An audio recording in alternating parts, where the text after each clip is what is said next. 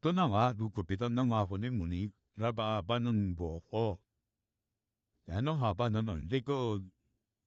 Di na siya maayos tignan. Siyempre, kuha kami ng quick sa YouTube. Ayan na, mag-YouTube na si Monique. Ano? Hairstyle.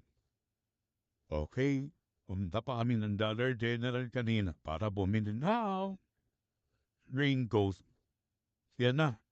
Sinot yung raincoat. Lagyan pa ako ng tissue.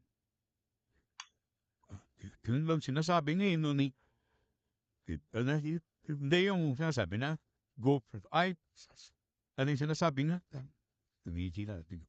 For the goal, for the goal, for the goal. Oh. Ayan na nga, ayan na, okay, ang linis tignan, mga kababayan, mga pamungga. Clean cut.